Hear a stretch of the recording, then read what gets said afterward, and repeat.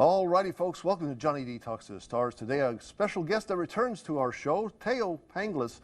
And Thaao, you can know from Days of Our Lives, but he took a tour of the Middle East, and we'll talk about that in big time right now. So, hello, Thaao. How are you doing? Oh, thank you for inviting me. Listen, I'm doing fine. Just finished work on Days. Interesting story. I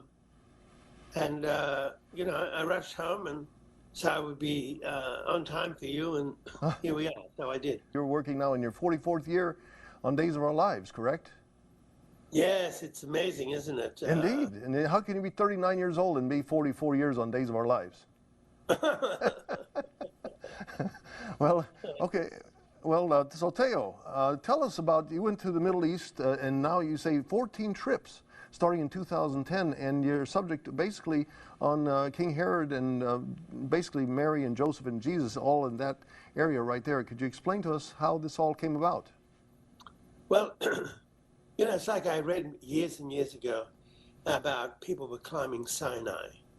And I thought it was kind of extraordinary to go to the places of the Exodus and to climb that mountain, which I did. And I'm always looking for a new adventure. And this one in particular, because I went to the church in Zaytun where the Virgin Mary appeared for a whole year, different times of the early morn, and Muslims and Christians alike. A lot of blessings and miracles took place. And I went to that church, and out of that church, I discovered a journey that the Holy Family did when they escaped from Herod. And it was a 2-week trip up and down the Nile.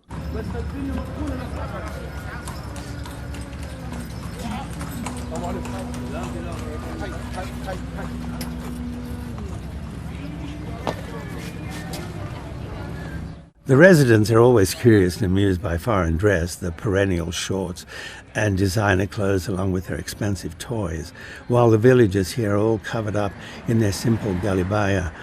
It's understandable, as the average wage here is so small that ways of making money through foreigners is aggressively played. They cheered our arrival, but there was nothing we needed to buy. We got out of the car and gave the children some candy, which delighted them, and then we quickly drove off towards the Nile River, with the children running after us shouting, "Bakshi, Bakshi, money, money." 15 minutes later, the Corinthian columns appeared in the distance, standing majestically since ancient times. I always thought, show me a column, and I'll tell you a story. However, when we arrived, I was a bit surprised how small the place looked. I even walked and jumped into a hole where a sign posted Basilica. The earth had fallen in over the years, and the entrance covered. This was a sacred place. Hermopolis was far from being the most zealously excavated site of Egypt, and the ruins here were, to a large extent, pulverized. I was not impressed, except for the columns that were barely standing. There was a small sign made of tin that had now rusted, hidden among the overgrown weeds, stating, "The Holy Family was here." Really? It was something to see that this ruin, once a thriving center for the cult of Thoth, the god of wisdom, healing and writing, and where the myth of Jesus walking through the trees bowing in his presence, had all but disappeared. No miracle here, I thought. And when the beginning of a journey starts off like this, you begin to have doubts about what's waiting for you next. It felt empty, disbanded. But I reminded myself that my purpose here, as a voice kept whispering in my mind, remember faith. I sat on a broken column for a while, taking it all in.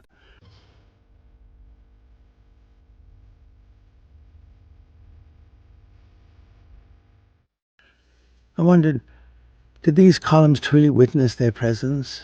And what was it like? for the Holy Family during these ancient times, under those harsh conditions, the fear of being chased by Herod's soldiers, the amount of time it took to travel by donkey and on foot in this blistering heat. It was simply their faith. So what did I have to complain about? At least I had the luxury of riding in a comfortable car, trying to imagine their path and the struggles that they went through to save the Christ child while hiding in caves and meeting the occasional generosity of villagers along the way. I had no fears. And there are 8 sacred spaces. And I took those journeys and stayed overnight in some of the places. It was, there's something about the gravitas of a place that has history. Mm-hmm.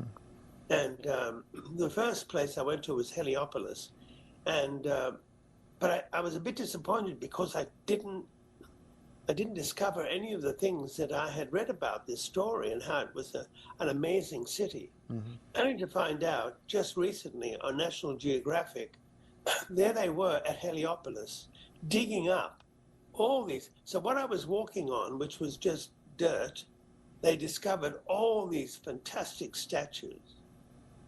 So because the Nile changes and because when the Nile floods and the silt that comes in, it builds up.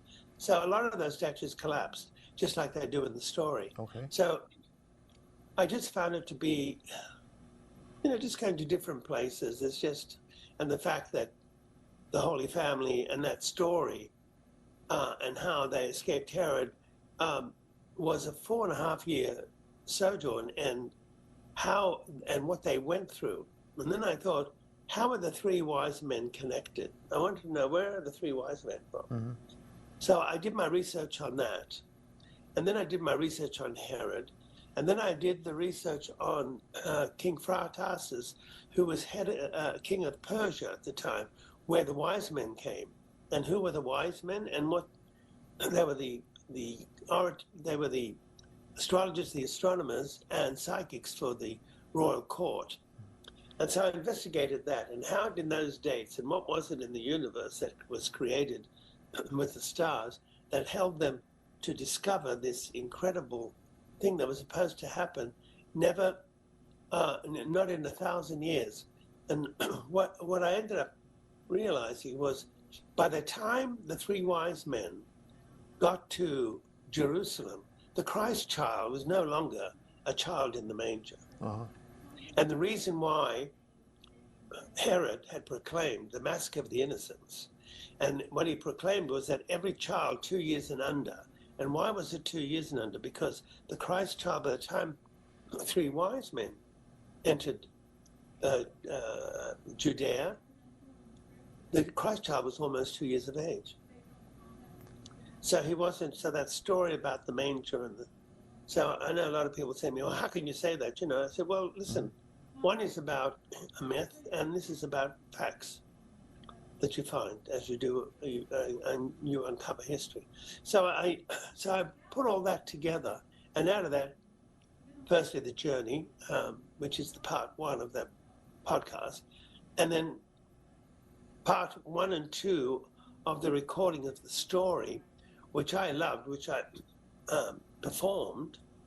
There's something about, as an actor, I'm used to being in the studio and the cameras are there, uh-huh. and people are around you, but to go into a studio and talk about the things that you created by having explored that journey is just something very personal. And that's why this one, more than any other, became very personal to me. So also the fact that it's very sacred.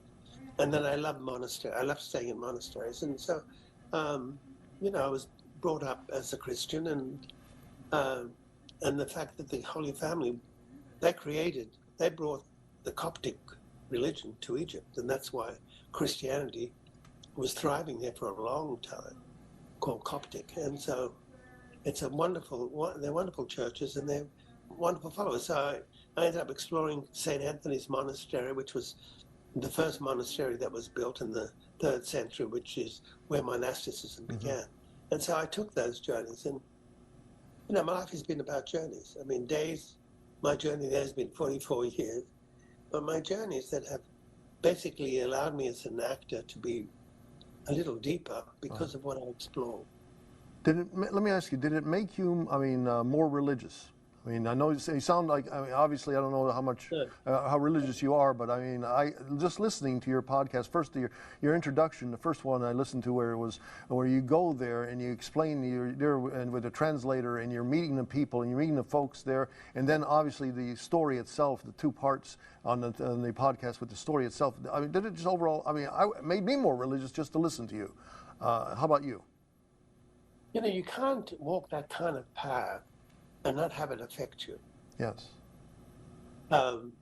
Even when I climbed Sinai, I took my teacher with me, who'd never been out of America, and he was 62 at the time.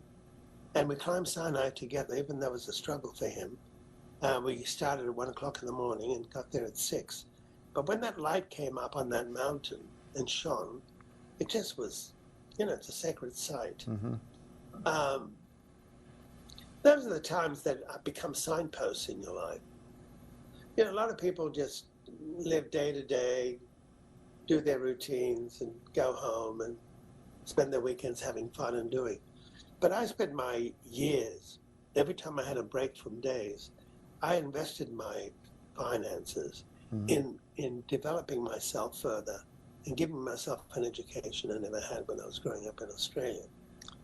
And so does it make me more religious? More spiritual, I think. Everybody's got their way of believing, but you see how religions can create. We've had terrible wars. Sure. And you see the way the Jewish society has been attacked and the way they believe, and a lot of it has to do with the crucifixion. And people don't even know the history. They need to read the history to understand why the Jews are blamed for it. And so, and I loved even going to, when I went to Jerusalem and I went to the spot where the Christ was born. I mean, all that was profound. I was going to say that you mentioned a part in there that really hit me, which I did not know about when Jesus basically, when he was younger, it was palms. I forgot, it was the palm in the cave where he held up and saved Joseph and Mary. I did not know about that, and it was just such a wow, dramatic moment just to hear you say that. And it sounded like you were just so very much. It also went to your heart too when you were there to see that left over from such an ancient time. Well, Samanud, it's the place that the Church of the Palm, which is called. I wondered why, and I thought, it's probably palm trees, church with palm trees. Didn't realize it was about the handprint of the Christ. Yeah. We drove for the next 2 hours looking for a village by the Nile where the Church of the Virgin Mary was situated. The villagers gave us many directions, all ending up nowhere. But then one man, who spoke some English, reminded us that the Nile in ancient times had been flooded, but now it has receded for about half a mile inland. If we followed this particular road to its end, we would find the church situated at the top of a cliff. Finally, we saw it above us and climbed the 166 steps to the church's courtyard.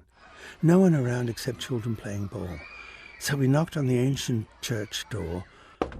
When it opened, there stood a Coptic Christian elder in humble dress, smiling, inviting us in.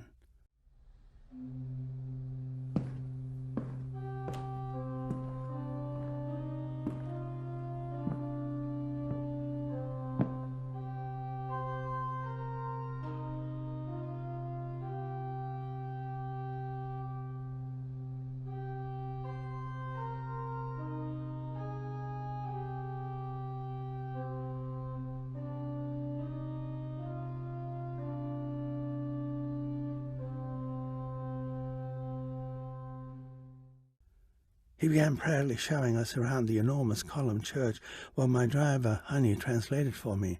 The church and its entire structure were carved out of a single giant rock. And that's what made it so amazing. The thick columns were fascinating to touch. Blackened by the hands of thousands of pilgrims through the ages, again I felt I was part of this church for having walked its path. I put my arms around the pillars and embraced them, trying to sense the vibration of those who came before me.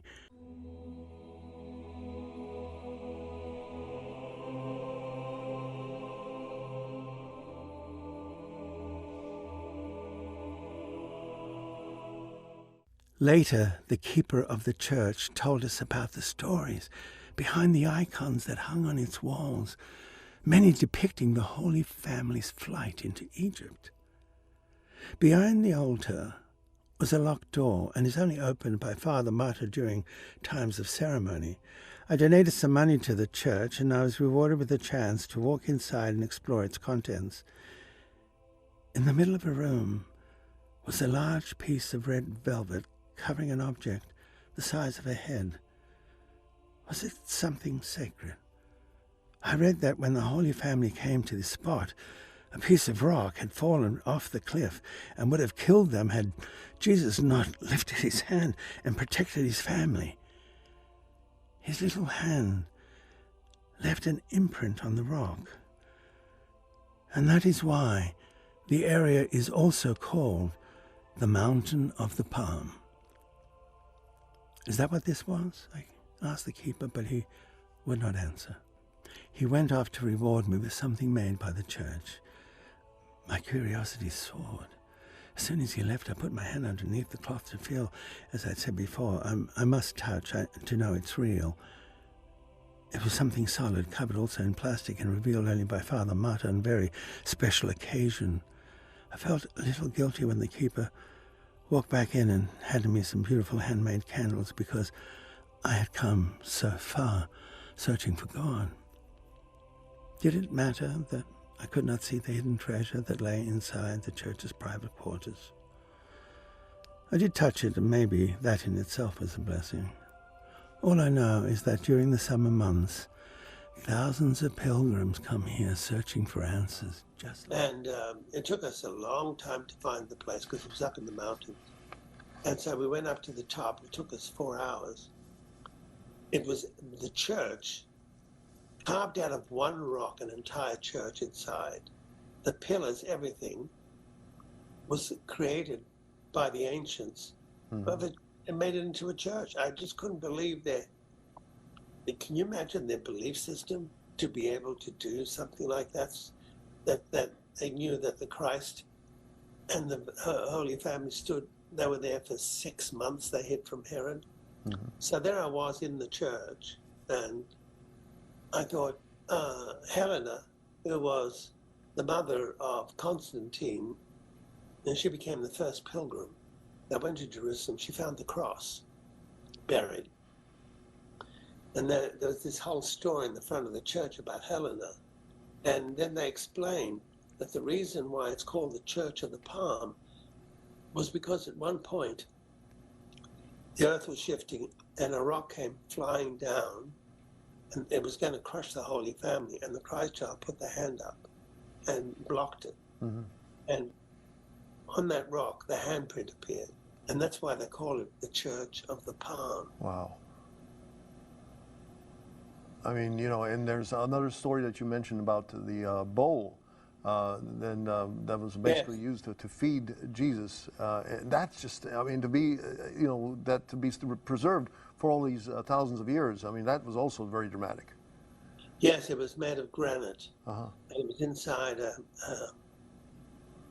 a square box, it was.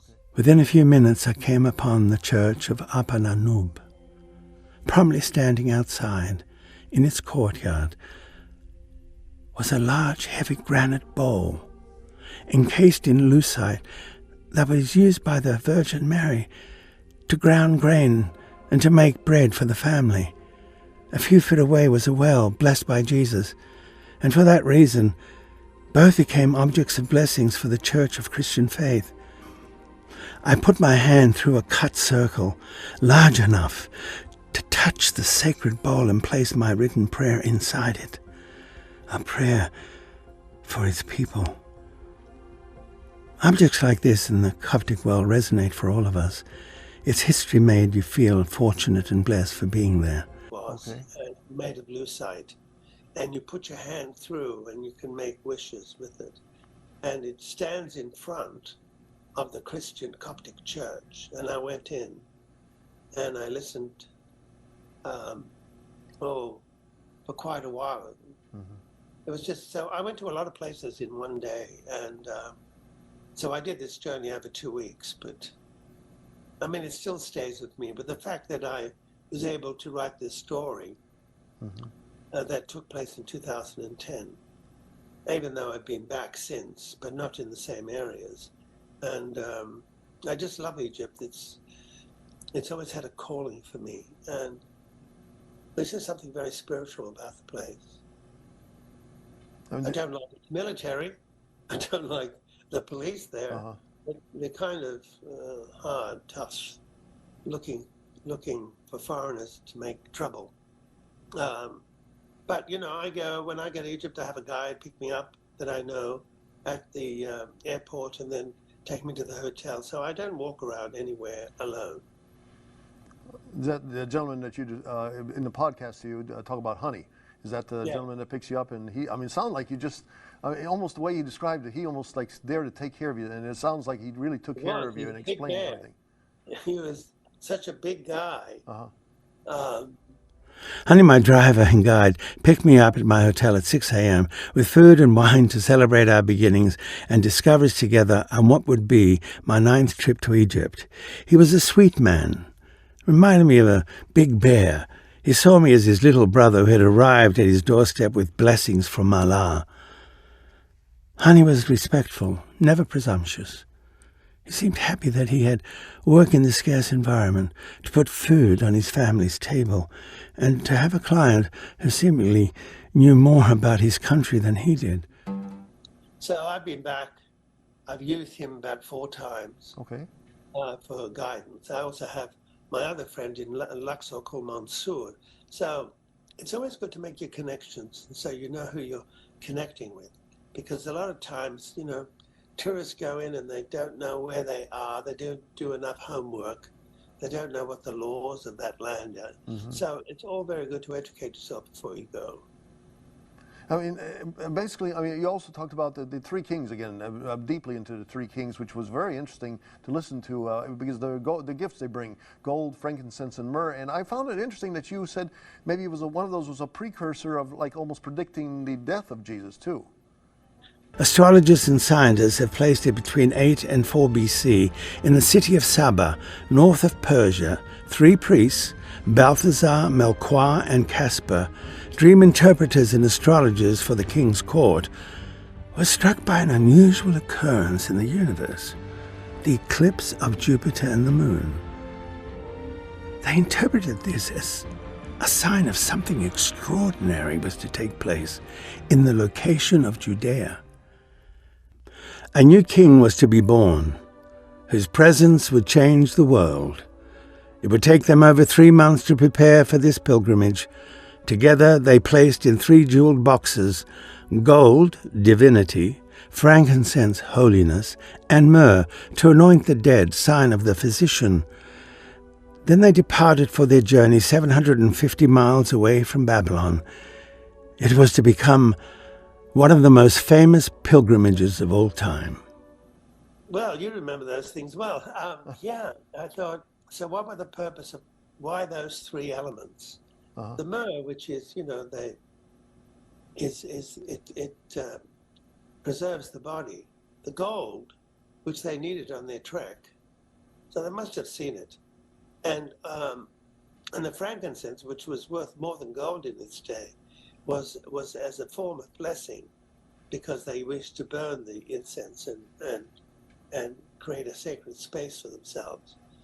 But yeah, those 3 gifts are all quite expensive, and how long it took them to take the journey. It wasn't, you know, something overnight. And you never see, the other thing was, you never see any soldiers were, you know, the 3 wise men who were representing the Persian king. I thought there's got to have been some soldiers with them to protect them, because those areas were dangerous.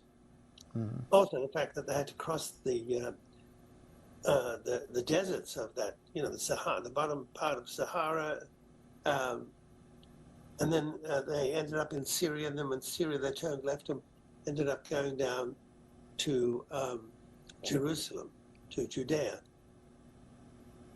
But the three wise men, yes, they're really interesting because all those thousands of years ago and how their belief systems, how they believed in astrology and astronomy and psychic ability, and they would share that information among them. One would have a dream and the others would help interpret it. And I just thought that was all fascinating as far as the story was concerned. It wasn't just three men who got on camels and ended up, taking gifts to Jesus. There was a lot to them, who they were, and the fact that Herod wanted them destroyed when they didn't return to give him the information where the Christ was. I thought that was an interesting part of the story. But the massacre of the innocents, yes. There's a spot in Egypt where the massacre of the innocents, they have all the skeletons of the young boys that were murdered. Wow. They're just skulls after skulls after skulls. Gee, many Christmas. Yeah. Barbaric, but yeah, those people. And then you think of how young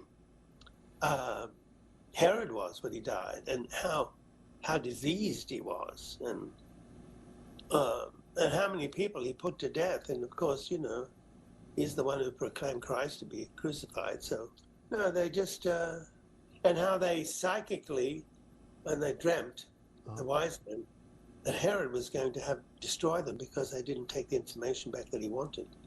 And so they were able to take another route and go back to Persia.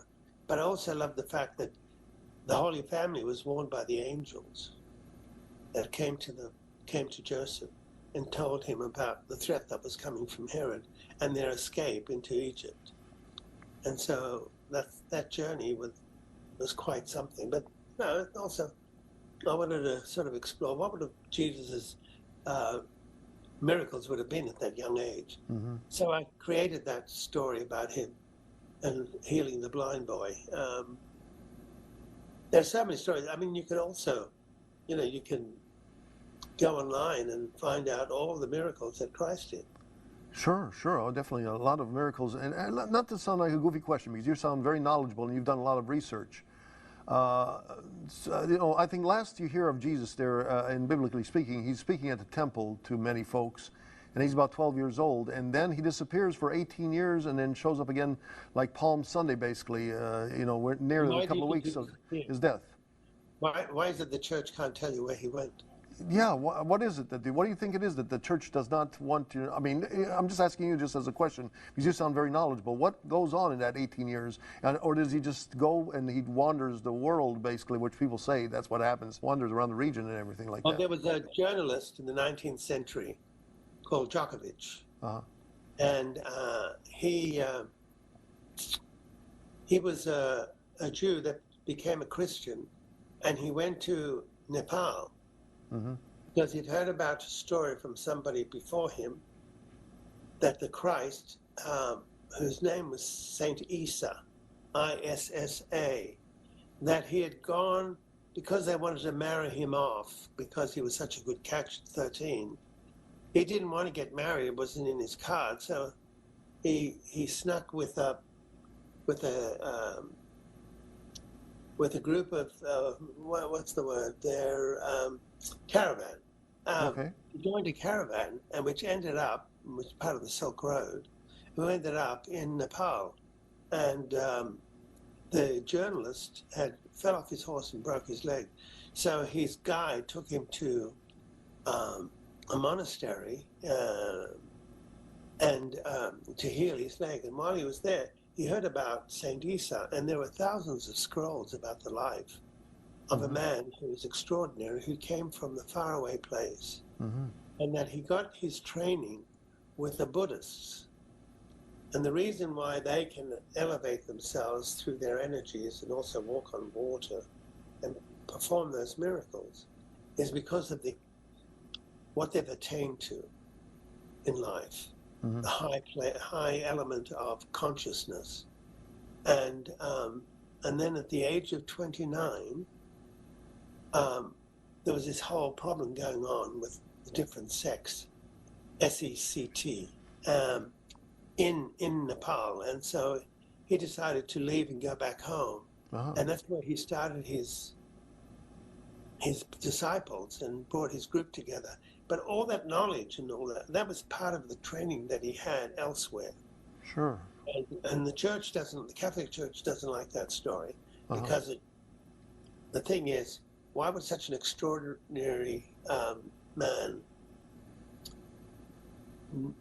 his story not be known? If we know so much about him, and then we don't know anything I know. at all. Yeah, that's always been a mystery. 18 years just disappears, and it's like nobody really has. I know there's a lot of things they say in life you don't have answers to, obviously, but 18 years is just an interesting time period, basically, that it just went into. And again, you sound very knowledgeable on the subject thereof. I mean, this does.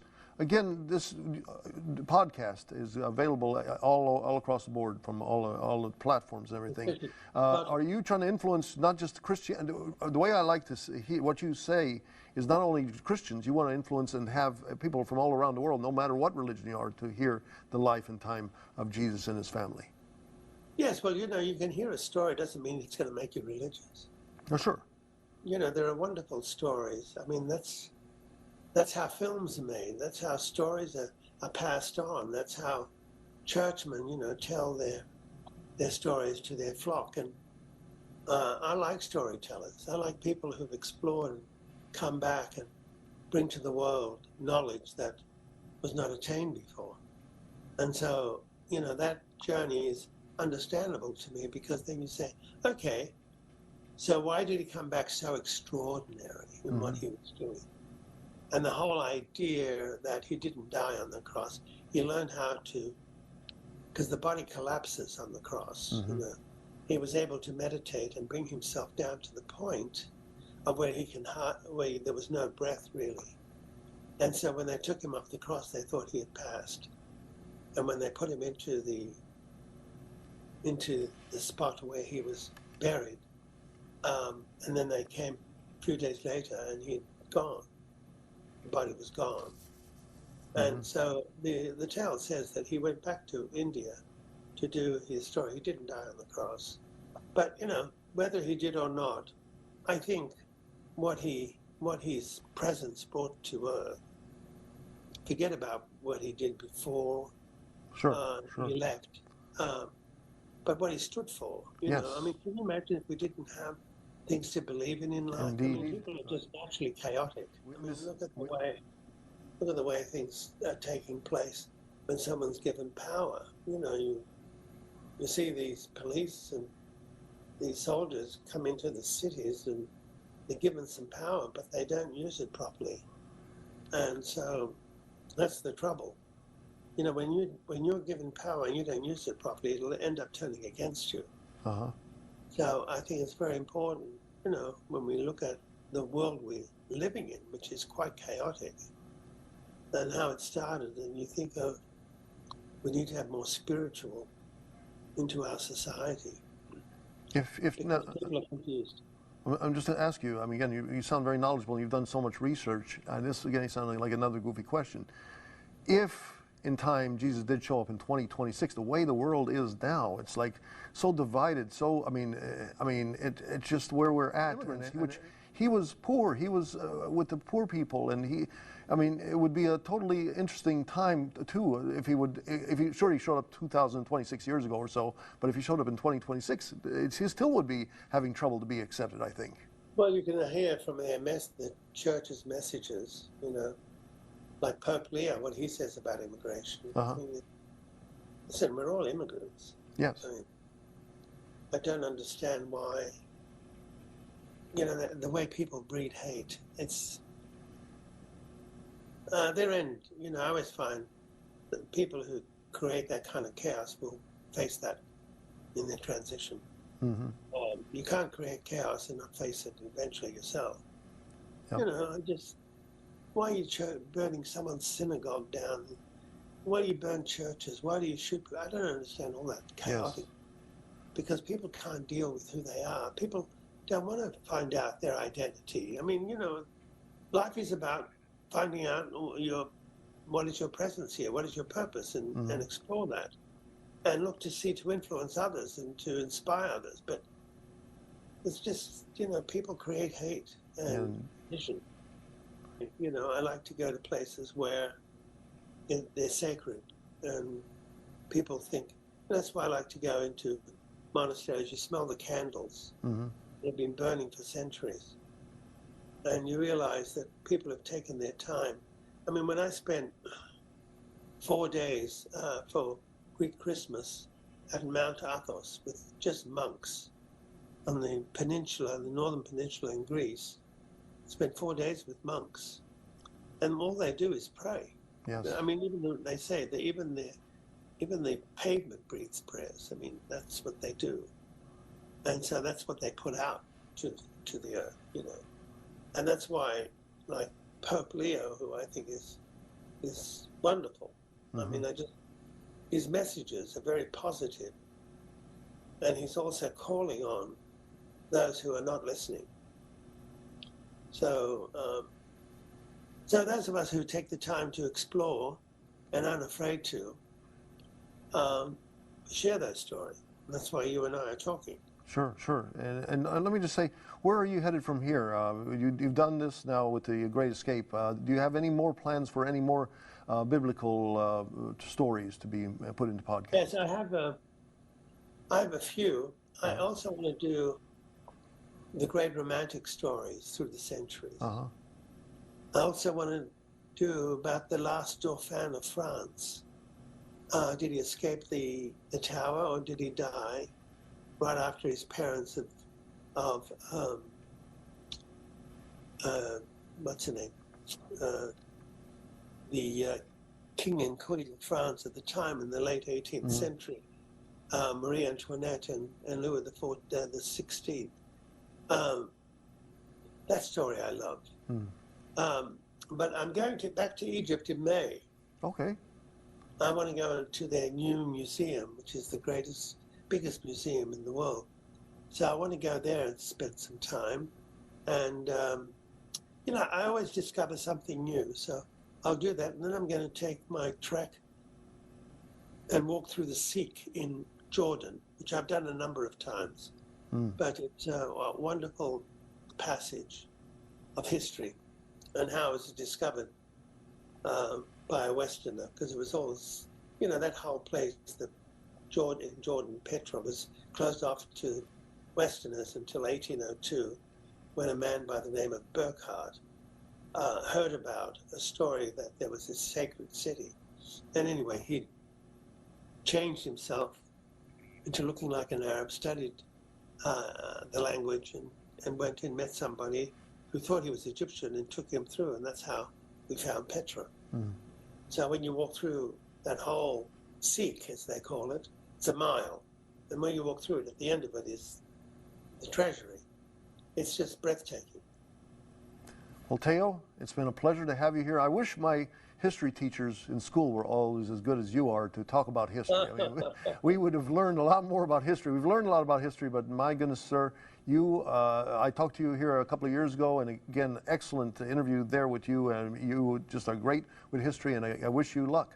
I hope everything works out for you, and I hope you have great travels, and still waiting for more podcasts and maybe some more, maybe TV series like this about where you take time. Well, I'd like to make this into a film, this story, and I want the people to know who are listening to take a listen to this story, because it's inspirational. Indeed. And the first part, which people love, and taking that journey and discovering my innocent self in many ways, going through those sacred spaces and what I discover. That's how you tell stories, Well, you said that stories can't make you religious, but however, listening to stories that are told well, again, no matter if it's the Ten Commandments or on movies or your stories on the podcast, which are excellent, can really go down and get you really deep in your heart. And I think you've accomplished that. Well, thank you. Well, thank you. Thank you, sir. Thank you. Take care. You take care. Great to talk to you. God bless. God bless.